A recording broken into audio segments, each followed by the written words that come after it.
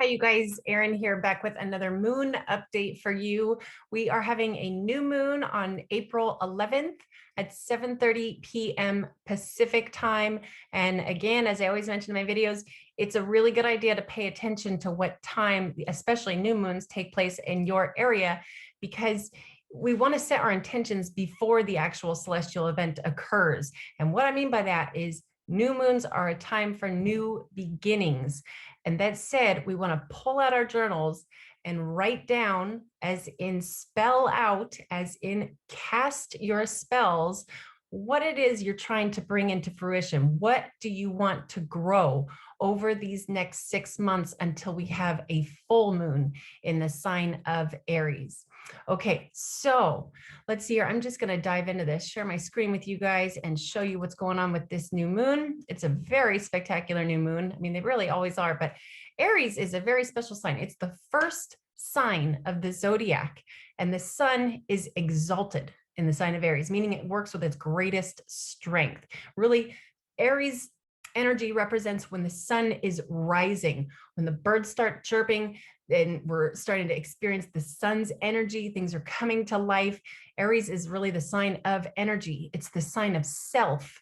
It's ruled by Mars. Mars is about action, putting things into action. It's a fire sign. It's a cardinal sign. That said, it's about force. It's about strength. Okay. Aries is really the warrior of the zodiac. Okay. And I love the sign of Aries. I resonate very well with it. My Venus is in Aries, my Mercury is in Aries, and my South Node is in Aries. So I'm very familiar with this energy, and I happen to really enjoy it. Now, okay, so here we have the sun. This is the sun right here. This is the moon right here. This is what happens when we have a new moon. The sun and the moon come together and they meet in the same degree in the same sign of the zodiac. And just to kind of give you an idea as to what's going on here, when any two celestial bodies come together, it's called a conjunction. And what happens is those energies blend together and kind of become one. The moon is the mother of the heavens. The sun is the father. So when the mother and the father come together, it's like they're making love to plant a seed for new growth. Okay. And again, this is about a 6-month cycle, approximately 6-month cycle, until we have the full moon in Aries. Okay. So this is happening at 22 degrees Aries. This is a very strong energy. This is actually in the third decan of the Aries season. So it's it's a little twist of Sagittarius energy in there too, which brings in optimism, faith, even like seeking higher learning, philosophy, that sort of thing. It's a really, it's energetic, but it's also about being wise and adventurous, extremely adventurous energy we've got going on here. This could be, if you want to go on an adventure, set your intention now before this new moon occurs. And, I'm just going to put this out there. If you should happen to miss writing in your journal the night before this new moon, or, the day of this new moon, it's better to still write something, even if it's the days following the new moon. That's better, definitely better than nothing. Okay, so let's see here. We've also got, let's see, this is Venus right here. And Venus will be at 26 degrees Aries for this new moon. So they're not exactly conjunct, but this is still close enough to be considered a conjunction. So that said, there's kind of like pros and cons to this, because Venus is a lovely energy. Venus is the influencer of love and charm and beauty and relationships. It's about romance. But when the sun is in a sign that it is working with strength, when the sun is in a sign that it likes to be in, like the sign of Aries, let's just get specific here. What can happen is that Venus energy can kind of take away from the sun. And what there might be a tendency for here is kind of a need to feel love from others. It's a really good idea to pay attention to this for this new moon in Aries. Merely, I think it's best to utilize this energy to take time for self-love. It is absolutely mandatory that we all recognize love for our own self. Again, Aries is the sign of self. If you feel that you are not receiving enough love from the person that you want to feel loved from, override that by giving yourself enough love that it doesn't even matter anymore. Okay, so, and that's probably a little easier said than done, but at least I'm planting the seed. And it's just something to be very mindful of and take that to a level of consciousness. In fact, that leads me into the next thing I'm going to talk about right here. This is Mercury will be at 14 degrees Aries. Now, this is still considered conjunct. They will still be kind of blended together. Mercury rules our consciousness. It rules our mind. It's a very intellectual energy. Also has a lot to do with our communication skills. Mercury in Aries, it can be kind of a fire communication. It's a really good idea to pay very close attention to what it is you're going to say before you say it for this new moon. And again, that Mercury being right there, it can kind of actually give us a little bit of an advantage for, again, paying very close attention and mindfulness with your thoughts and your feelings, especially about, that wanting love from others, very close attention consciously of loving yourself. Okay, now some other things I want to mention here. All these lines right here that we see in the middle of the zodiac here, they're called aspects. And what they are is connections that are being made between celestial bodies, and they all mean different things. So this right here, what we see is the sun and moon will be in something called a sextile aspect with Mars. Now, sextile aspect is a beneficial aspect. It really can create like opportunistic energy. And not only that, but again, Mars is Aries ruler. So this is wonderful. Mars is in the sign of Gemini, which can be kind of a little bit action oriented, but in a busyness sort of way. So taking advantage of planting that seed, setting your intention for new growth in how you put things into action. Gemini is also the sign of communication. Maybe you want to start communicating more clearly, setting the intention for that, or maybe you want to really set your intention to get going with your communication. Maybe you want to start a blog or something like that. Maybe you just want to start, talking to people more. There's so much information that we're currently being just bombarded with. So taking time to share your own thoughts, but also, again, very mindfully, very consciously.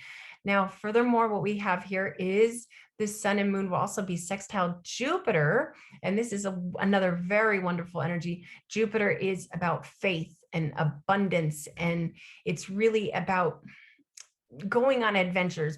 Ken, if you want to set your intentions to go on an adventure, this new moon is the energy is amplified opportunity for that, with this sun and moon being sextile with Jupiter. Jupiter's in the sign of Aquarius. This is more information. So okay, I'll just tell you what I'm doing for this new moon. I am setting my intention for getting action oriented. I've just been a little bit kind of sleepy feeling over the winter. It's been cold, and now it's Aries season. The sun is coming out. I'm finally getting out into the garden. I'm setting my intention to get a little more action oriented. Now, Aries is in, my third and my fourth house. This new moon really takes place in my fourth house, which is the house of home. And I happen to love being at home. So I'm setting my intention to put that action, that fiery energy over these next 6 months, really to put that energy towards my home. And also because Venus is involved and my Mercury is my Venus is in Aries. For me, it's about adding some beauty to that, really like putting the action into making my home more aesthetically pleasing, my garden more aesthetically pleasing. That is where I am setting my intentions. And I promise you, this moon magic works. Now, I always like to add in some gemstones that resonate well with the sign in which the new moon takes place. Aries zodiacal birthstone is diamonds. Okay, but obviously not everybody owns diamonds. You can actually, if you just get raw diamonds, you can find very affordable raw diamonds on Etsy or whatever it is you want to look on, or any gem store that would have them in shop, but that might be kind of hard to find just going into your average crystal shop. I would recommend just, again, looking on Etsy for that sort of thing. Raw diamonds are actually pretty affordable. And really that, if you have diamonds, that is going to amplify your intentions, what it is you're setting. I usually like to write in my journal and then take the stones that resonate with, again, for this new moon, it would be with the sign of Aries, that resonate with the sign of Aries, and put them on top of my journal after I've done writing out my intentions that I've just set. So Obviously, not everybody owns diamonds. Not everybody wants to own diamonds.